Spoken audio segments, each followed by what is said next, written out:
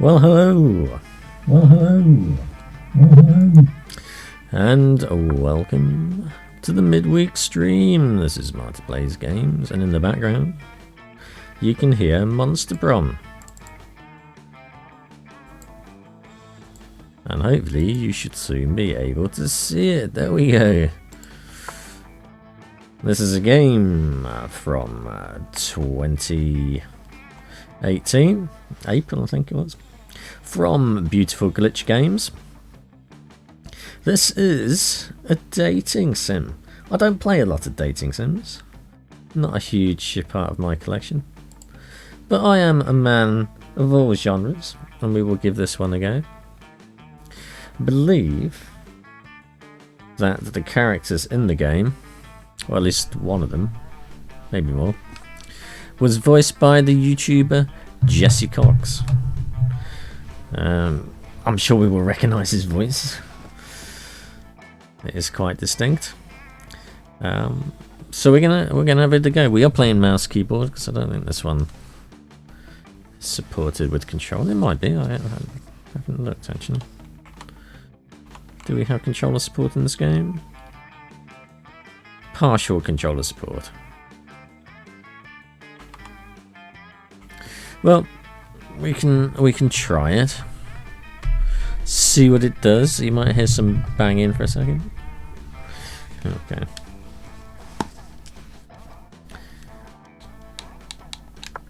Oh, yeah, there we go. So, settings. There is not a lot in the way of settings on this one. We have music, sound effects, voice on, window mode, display, blur effects, and language. That is it. That is all we have. And now we're on the pad. So,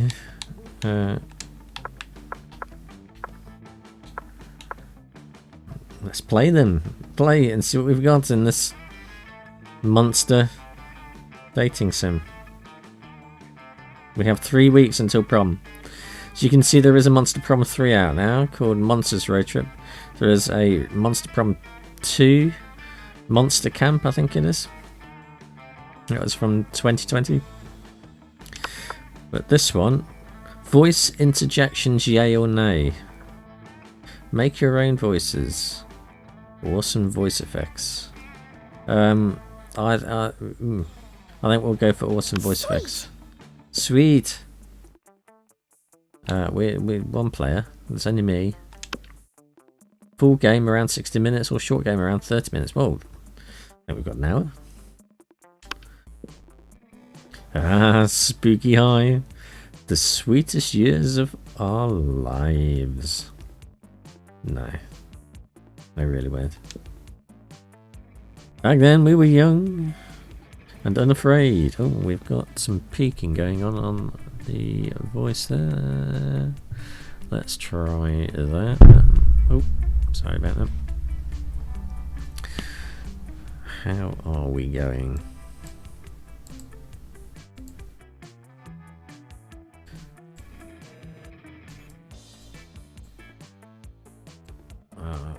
Yeah.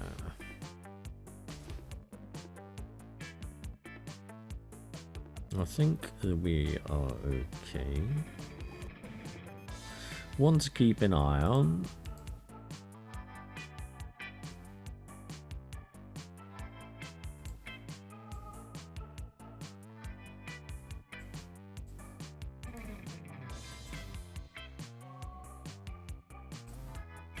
Back then we were young and unafraid.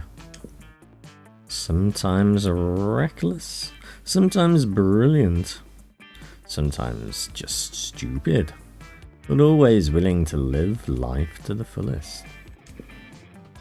We were on a wild journey to discover who we really were. Who are we? Who are we indeed? We are going to be... Are we going to be a Frankenstein type character? I think we probably should be. I'm a bit disappointed that there's only so few choices. Our name is not green. It's not green. Custom name. Our name is Fuddy. It's always Fuddy.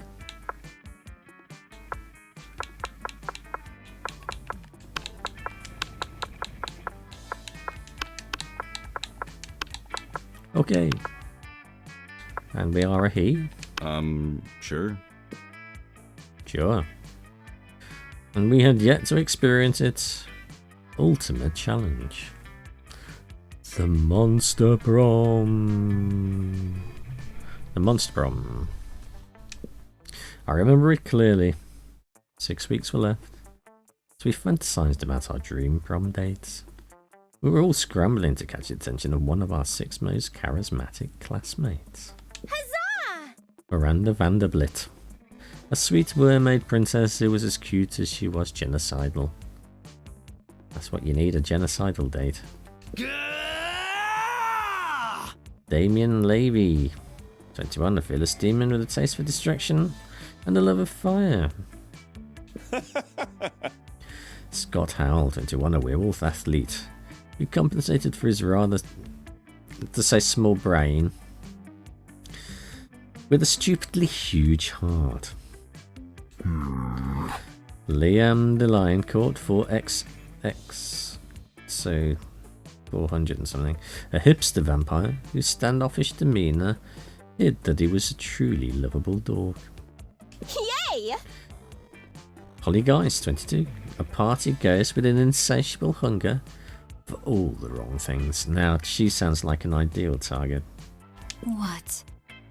And Vera O'Berlin, 23, a mean self-made gorgon with a merciless sense of business now. It was clear it had to be one of them, but who? We only had 6 weeks to choose our prom date, and even more daunting, we only had 6 weeks to woo and conquer their hearts. As I already said, we were young and unafraid, and we were all ready to start. We suddenly are, let's go, date simming. Welcome to Monster Prom's stupidest pop quiz ever. All minds are rotten, but they are rotten in so many different ways. Worry no more, we are now using our PhD in bullshit to diagnose which kind of deviant sicko you are. Monster Prom's stupidest pop quiz ever. TM. We'll throw a bunch of absurd questions at you and you will turn your answers into your character stats. This way, each of you will start by having stats that better reflect your true selves. Let's start. You're elected president for a day. What's the first law you pass? Deduct taxes by writing sonnets instead? No. $1 bills will now include a picture of me and the inscription, "Beware too much awesome." Presidents don't pass laws. So is this a trick question, or are you being an idiot? That's kind of true. So, I mean, they can do their little decrees, but we are going to do this one. We are, of course, we're going to have too much awesome on our money. Of course we would. Why wouldn't we? Exactly the sort of thing we'll have.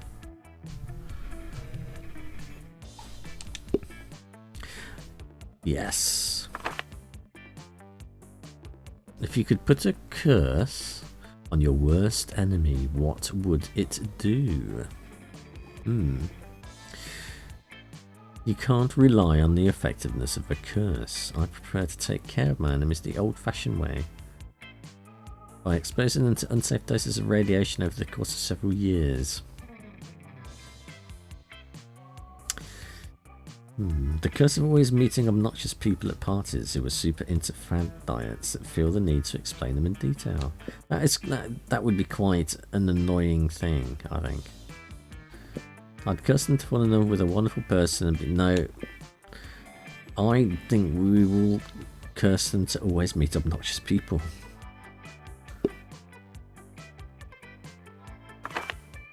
What's the sexiest type of knowledge a lover can have? Sports things? Definitely not. No. How to set stuff on fire?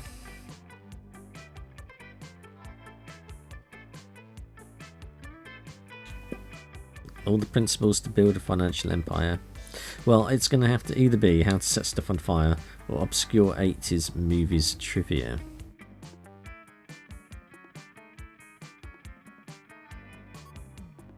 We could go for that. We can stick around.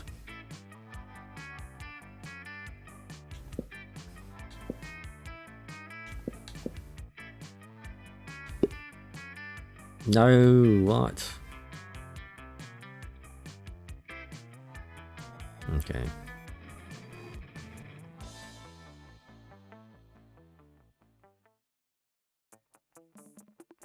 I might actually.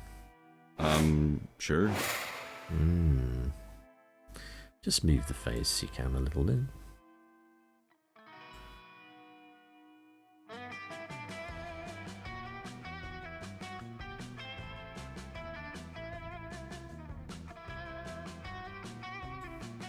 Okay, so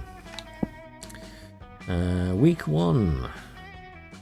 We can go to these different places, can we? We're not going to go to the gym, of course we're not. We'll go to the bathrooms, outdoors, the library.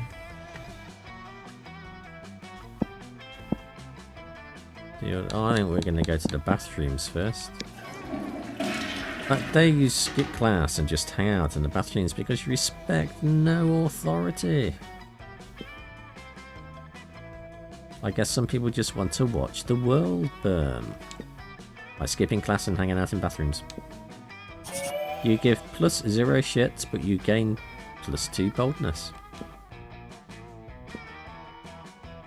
Later that night, you're at bar hopping with the 2 hipster monsters you know, Liam and Polly.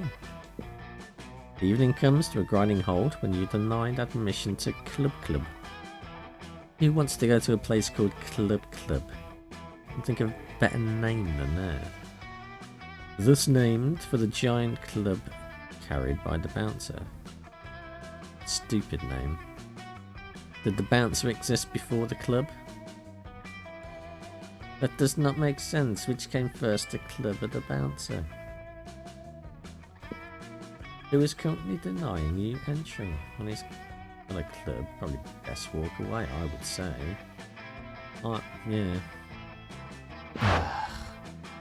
Who wants, really, to be bashed in the head by a bouncer?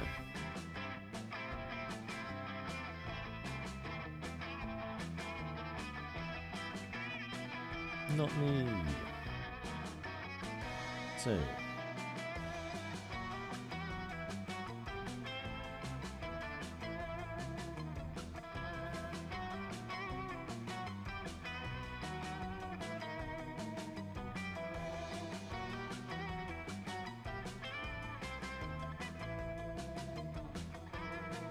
How unsatisfactory.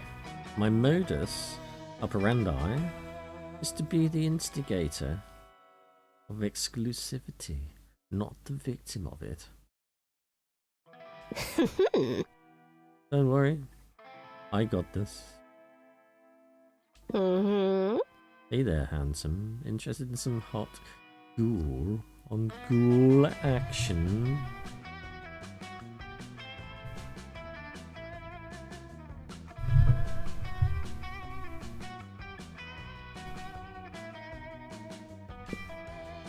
The bouncer snorts, I can see. Right through you, Casper Arena. Move along. Ugh. Who does that douchebag think he is? Keeping us out in the club like it's his job. Or something. Both Polly and Liam look to you expectantly. Now is your chance to save the night. Well, it's our chance to save the night. Incite a revolution. Proletariat will own the means of inebriation. We'll start a better right here. A naked party. That is what we're going to do. You take off your shirt and begin swimming above your head, making siren noises like a sexy ambulance. In your wild movements, you don't notice the approaching bouncer and accidentally bring your fist smashing into his face. At which point he brings his club smashing into all of you. It turns out your soft, shitty, naked body is no match for a club that has an entire club named after it. The upside is that Polly and Liam do manage to sneak in. The downside is that your bones are now confetti. You lose -2 bonus. How do you lose? Surely if you lose -2 boldness, that's a double negative. So that's a +2 bonus. And -1 fun. That same thing applies.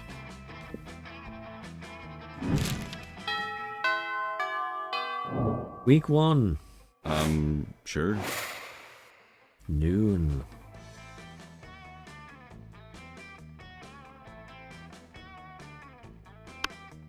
Where are we gonna sit? Where's the ghosty one? There. That's what we want to sit there. Scott and Polly are sitting together laughing their metaphorical asses off. Do Damien, do Damien. Yeah. I'm Damien, look at my stupid red face. I use violence to cover up the fact that I've been brought up to revere a toxic version of masculinity which has alienated me from my own true emotions. That sounds exactly like him.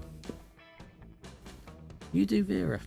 Which one are we again? Oh, we're Fuddy, aren't we? Of course we are. I'm Vera, I'm very smart and my hair is pretty and all my friends look up to me because I'm a strong, independent woman. I'm not sure you know how impressions work. I'm not Scott, I'm Vera. You can tell me because I said my name just now. What about you, Fuddy? Got any good impressions? No. Just one, but it's a real doozy. Woof woof, it's me, Scott, a dog boy who is bad at impressions. Look at me, I'm Polly, look at me go. Well, I think we will have to go with woof woof.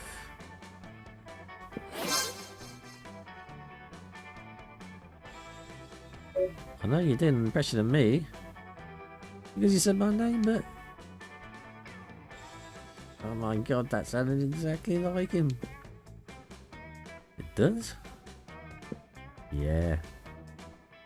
Remember that time we took that impressions class together? And we had to introduce ourselves? Oh yeah. I guess I did say woof woof. It's me, Scott. A dog boy who is bad at impressions. But I didn't yell it like that. I'm sorry. Are you the real Scott? There's two absolutely identical werewolves in front of me, and I can't tell the difference. Polly insists on smooch contest to determine who the real Scott is. You end up winning in more ways than one. Just as we had planned.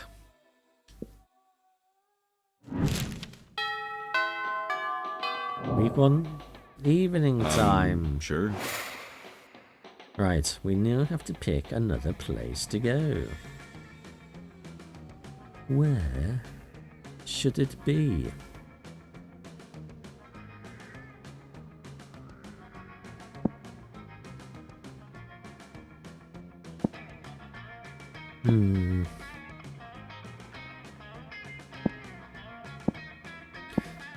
We can go to the bathrooms again, but I want to. I think we're going to go outdoors this time. To that lovely tree place. The outside. The outside world. That is where we will go.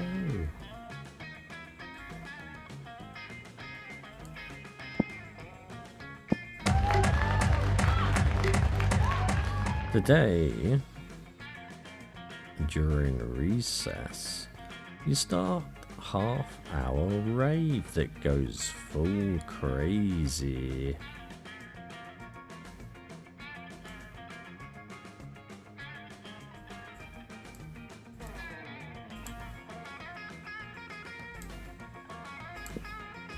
You have no idea how it escalates so much.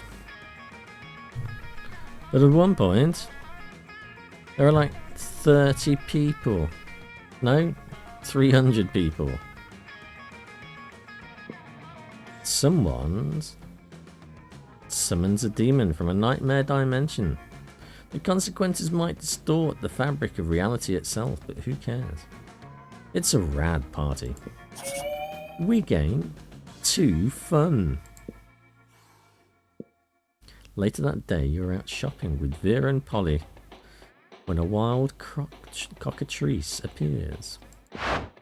It gallops through the mall, biting shoppers with its jagged beak and turning them to stone. Scott and Damien come chasing after it, holding a butterfly net and a frilly dress. This isn't our fault. We had nothing to do with this.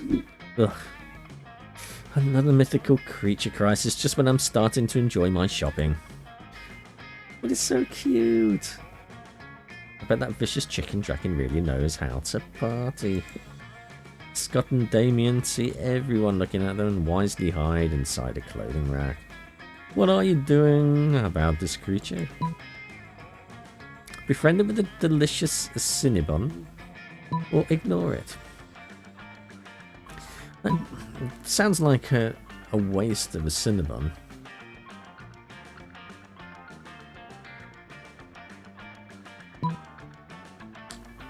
If we ignore it, I think she would like befriending her with the Cinnabon more. So that is what we are going to go with. How did you know that the Cinnabon is a cockatrice's favourite treat? It gives the taste of cinnamon bun down in one bite. As you turn back to your shopping that follows you, it seems you've got a new friend. Yes! Okay, obviously we need to take this hideous creature out clubbing with us because... Duh. Not bad. Well, I suppose that's another way to spend an evening. Hang on. Were we at the club before? Is this the same day or a different day? I don't understand. You take the cockatrice out to the hottest clubs and they let you in because they don't want you to be murdered by a cockatrice. We're on week 2. Sure. The library. Let's go to the library then. Hey, stranger. Welcome to my little shop to buy some shit. I have shit that will boost your stats, shit that will lead you into stupid new adventures, even some shit that might be much needed at some very specific moments. So take a look. How much money have we got? We've got $5. How to sexy 7 Latin. An event? No. A penguin mask. That's $10. What's that? A painter, Bob. What's his face? Happy little accidents. No, we're not going to go for that. We will get How to Sexy 7 Latin. See you later.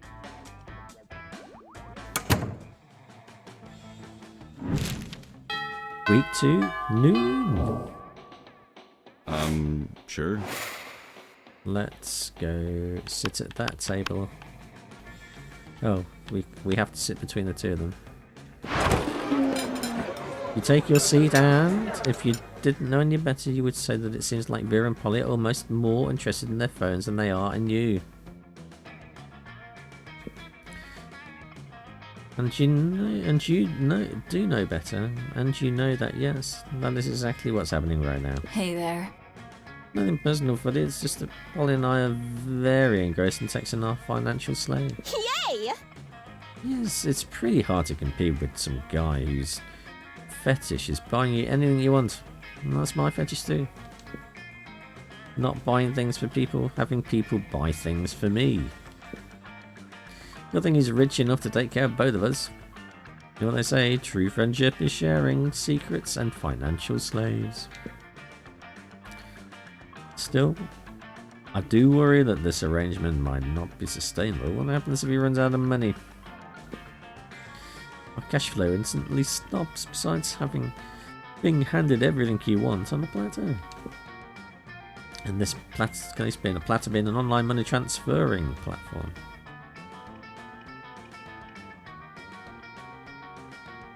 It's not buying you things if you're just transferring money, is it? It's almost boring. Yeah, I get that. It's a little less boring when you're on as much acid as I am right now, but I see what you mean. So we've got drugs and swearing. Suddenly different for a dating sim.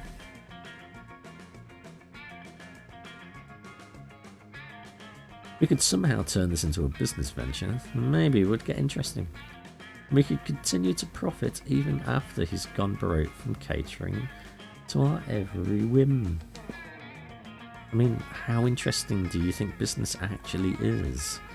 Since he's so obsessed with us, we should just tell him to do something totally insane and see if he does it. I don't know. A weirdo giving away his money and getting into hijinks is great and all, but I want to start making real money. I think money is fine, but my favourite currency is chaos. Seems like the ladies are very accepting crossroads. Maybe a random bison to give them a nudge in the right direction. This is where we get to make a decision. You can easily grow this arrangement to a business. Just escalate and delegate. Have a financial slave go and acquire his own financial slave to give him money. And have that financial slave go and find the financial slave. Sounds like a pyramid scheme. Tell him to marry a llama. Much easier. Oh my god, yes, that is everything to me. I actually had a dream like that one time. Said it wasn't a llama, it was an alpaca. It wasn't a wedding, it was a bar mitzvah. Other than that, it was exactly the same. Yeah, don't listen to my sin. I'm going to go check on my illegal law firm. Catch you later, ladies. I'm texting my financial slave right now, telling him to marry a llama. Ooh, he's already typing. Let's see. It turns out the financial slave has actually been talking to a llama for a few months now through llama monster dating site. Who knew? He says he's a commitment phobe and never really defined the terms of relationships with the llama, and he keeps introducing the llama as a friend. But he knows now it's because he was just scared of being hurt. Who isn't? He's taken this as a sure sign that it's time to be brave and commit to the llama, and now they're headed to the city hall for the ceremony right now. Of course, he says he'll have to take his leave for our group chat since his heart and wallet now belong to another. Specifically a llama. Isn't that the sweetest love story you've ever heard? I'm so glad we got to make it happen. Together. And it's the sweetest love story you've ever heard. Well, hey, maybe you and Polly will end up having a love story of your own. Week 2. Evening. Sure. How much cash have we got now? I don't know. We're not going to the gym. We're definitely not going to the gym.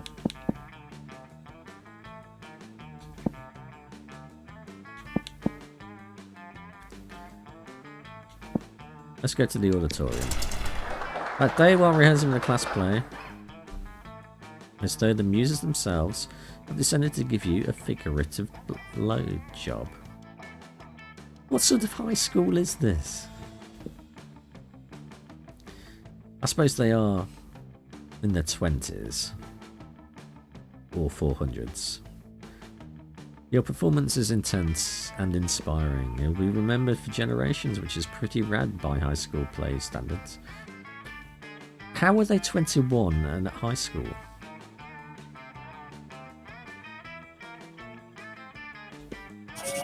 You gain 2 creativity. Later you see Polly floating around, a ghostly glow, less ghastly than usual. Hey Freddie, I'm just hovering a little low today. Everyone seems so hype about love, and I love being hyped, but I'm not really sure how this love thing works. I thought I was in love once.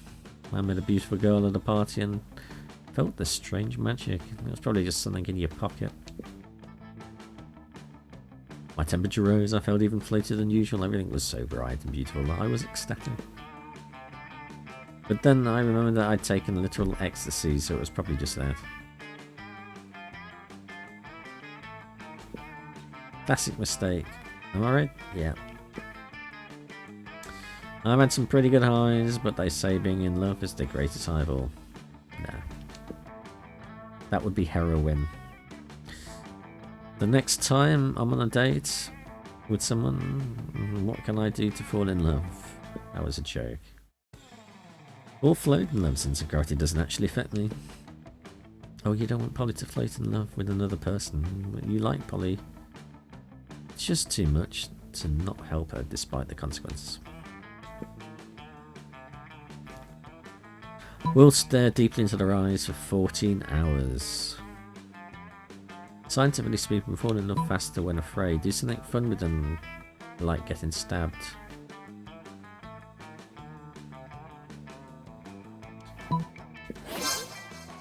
Yes, of course, they say the eyes are the windows to the soul. Of course, I'm dead, so I don't actually have a literal physical eyes or body. I'm just the soul. What a perfect way to see the soul of someone that does have a body. Thanks, Footy. With that, Polly disappears literally to begin her soul-searching quest for love. She catches up with you a few days later. Hey, so I went on a date the other night with this super cute humanoid. And I got him home and we took off all our clothes. And we stared at each other's eyes for 82 hours. Figured if 14 hours were great, 82 would be super awesome, mega great.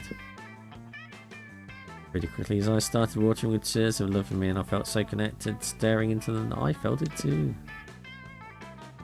His love for me made him weaker and weaker and I could see him growing faint and dizzy. And looking so deeply into his eyes, I felt dizzy too, and I wasn't even on drugs, so it must have been love. And then he was so in love with me that he died. On an unrelated note, it turns out that human beings physically can't look away from ghost eyes for as long as they are being stared at. And also require food and water to live. Who knew? Am I right? Anyway, we're totally definitely enough for at least several of those pre-death hours. And I can't wait for that feeling again. Thanks, Vinny. Catch you later with my love-making ghost eyes. Holly has opened herself up to love and to you. Hopefully you won't have to make eye contact for quite that long, but hey, we gained 2 charm and 1 boldness.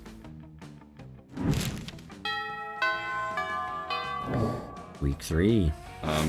Sure. Oh, go on then, let's go to class. Give me your money. You miss me and my shit. Worry no more, all this shit can be yours if you have the money. We have no cash though.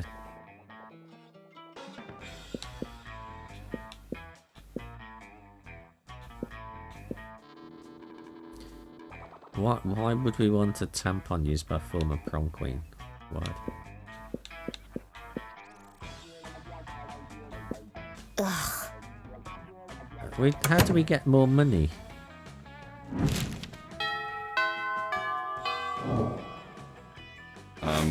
Sure. Right,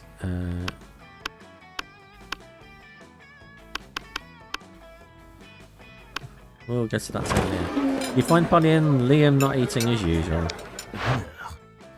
Food in this cafeteria is really atrocious. Oh, I don't even eat the food. That's what I mean.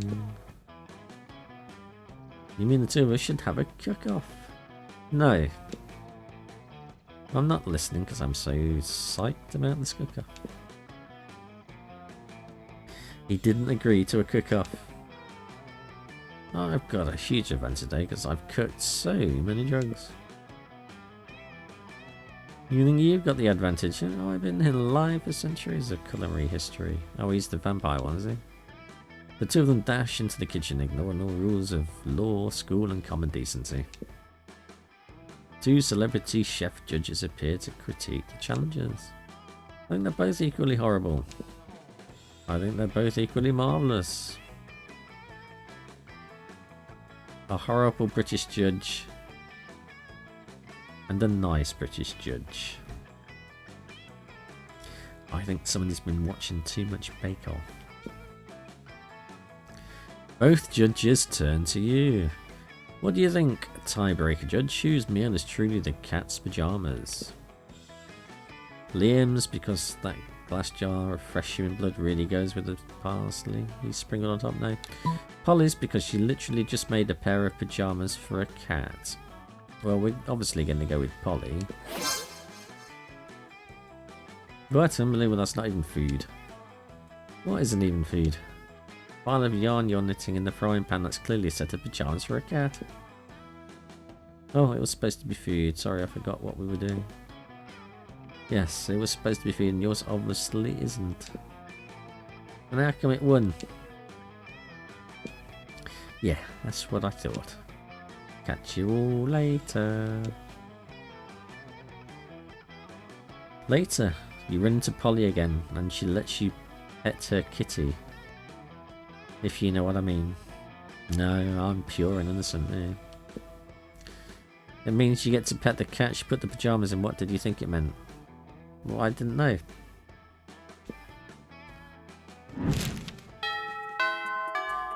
The evenings. Sure. Let's go to the outdoor. Give me your money. We still don't have any money.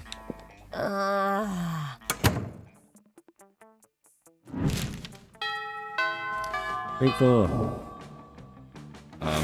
Sure. I'm gonna go to the gym. Give me your money. We still don't have any money. No.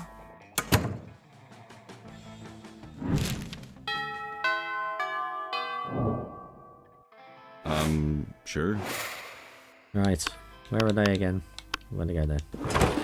When you arrive at that table, you find that Polly and Liam aren't eating. They're just taking pictures of their food. Dope food pics. Yes, heavy construction machinery. Have you? Yeah. Let's just skip to the decision.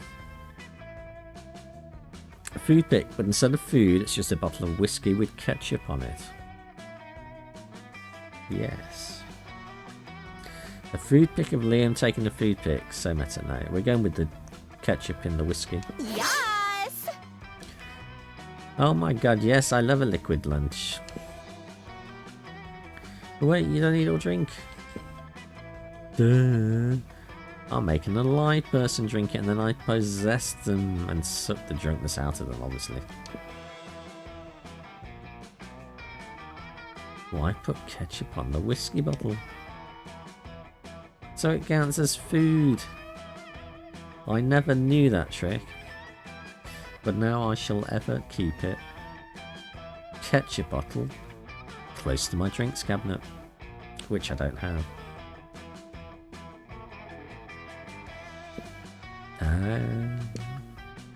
Well, you can't argue with that logic.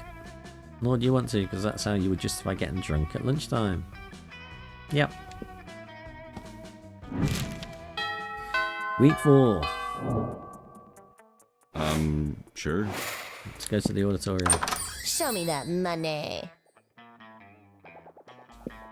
We still don't have any money. Ugh.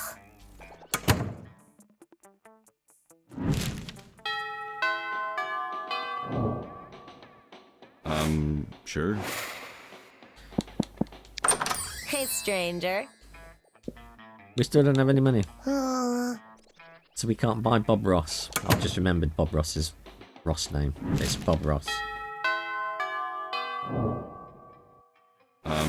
Sure. Yeah, we need to go there. Alright, I'm trying to comprehend your request. What's there to comprehend? Take a snap. A pic of me. Face planting in my food with my eyes closed and my tongue out. Why? Just do it.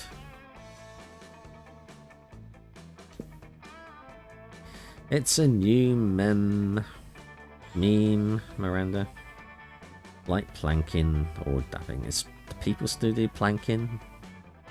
I don't think I've seen any planking photos in a while. I'm not even sure I know what dabbing is. It's called food poisoning and it's dope as fuck. Don't you have cool trends in your kingdom? Probably not sticking your face in food. Revere your rulers. Will you show nothing but the most devotion for the royal family? Yeah, this is why we don't want to date you. Get lots of likes on social media.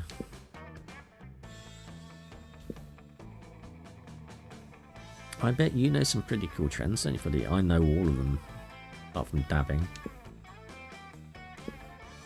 Right, silverware wear. It's where you take your most expensive cutlery and dress it in fancy tiny outfits. Yep, it's called dyeing. No, well, we're gonna have silverware wear. Beautiful silverware, dresses, yeah, oh no. What's your favourite meme? Spiked salad forks and velvet evening gowns. Seahorse steak knives and frilly skirts, teaspoons and tea dresses. The glory of the spectacular combination would leave me speechless as well. We're not so excited to create more memes with Fuddy. We'll have to meet up soon. Yeah, hanging out with Miranda sounds amazing. No, it doesn't.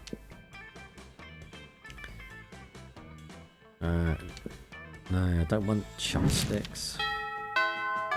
We're nearly at the end. Sure. Well, we can skip the next one Hey, too. stranger. We've still got no cash. Whoa. Week 6 in the morning. Sure. Let's go to class. Show me that Still don't have money. any money.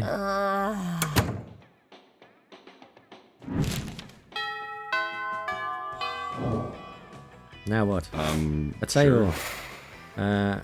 Let's go to here. You arrive at your chosen table to find Damien dejectedly hefting a ball of mashed potato, while Polly sadly passes her hand through the sand. What do we have to do to get a food fight started in this cafeteria? Try throwing potatoes, getting a food fight. Everyone's too scared to fight back. Well, I can't throw any food because of my stupid ghost hands. There's got to be a way to provoke a food war. My dad's always telling me to be more political. But we're not political. Everything's political. Your strength is hidden things and my strength is being unbelievably hot all the time.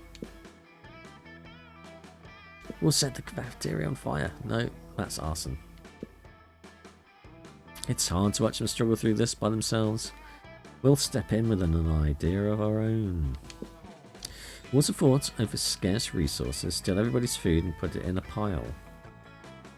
Hey Polly, you know how the Greeks fought a whole war over Helen Troy's face? We just need you to get kidnapped by Trojans. I like where your head is, but I'm not super into being kidnapped and shit. What if we skip some steps with some good old flashing? Polly floats up into the table and in a practice motion whips off the top. To the victor! Polly's rash action upsets the rolling cauldron of hormones, sets it on fire, and tap dances on the ruins. In the air, a stick with sausage and gravy, potato crisps flying everywhere like flavoured shrapnel. Polly puts on a shirt, and now everyone's too busy fighting to remember what they're fighting about.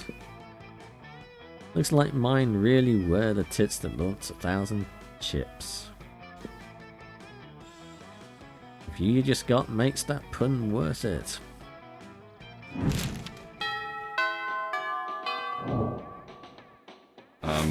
Sure. Right, let's go To the bathrooms. Oh, we haven't been to the gym. Go on then. We'll go to the gym. But she's not going to be there, is she? Let's go outdoors. That day during recess, you start a half-hour rave that goes full crazy. Everything is fine until during the small magic Latino cat asks you what you think you're doing. You didn't even remember you sucked at dancing.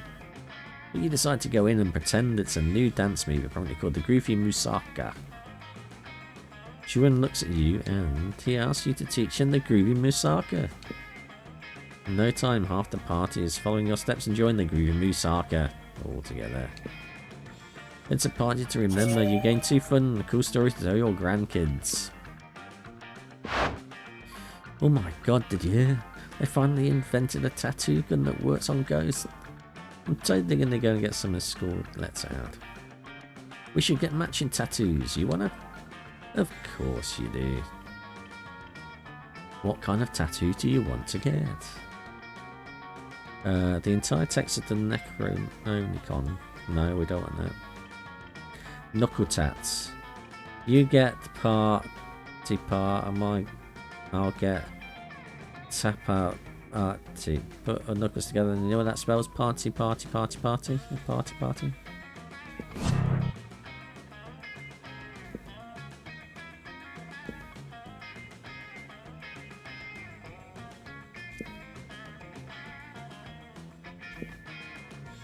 I wanted the other one.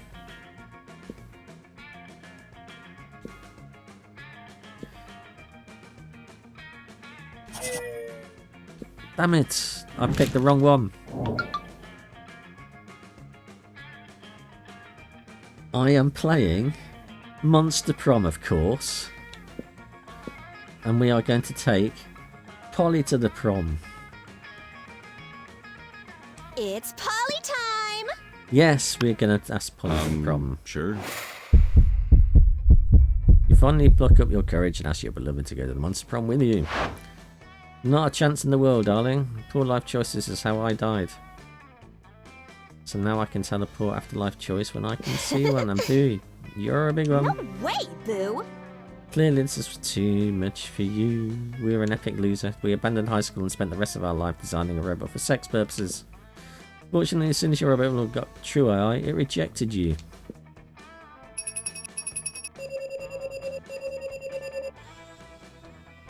There are 1,514 different outcomes in this game by the looks of things. And 34 different endings.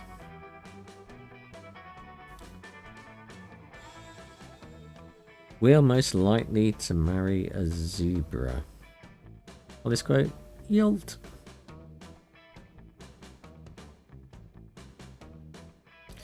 Well,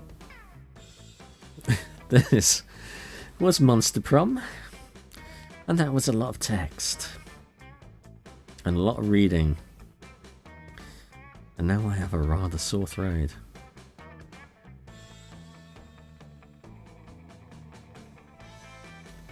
Well, it's not the worst game I've ever played, and I think you can pick this up pretty cheap.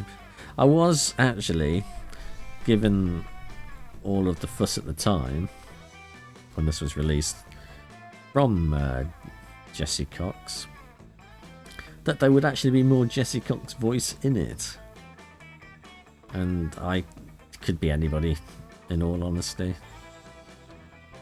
But this is actually £9.29, but I've seen it go on sale loads, and there's a free demo if you really want to go and have a go at it and you don't want to spend any money.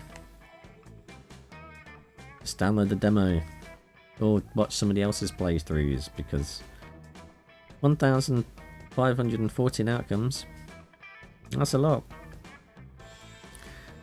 But I shall be back again at the weekend, and until then, I hope you have a pleasant day, and it is a long holiday weekend for me, so I may do a bit more streaming than usual. But until then, have a good evening, and I shall see you later.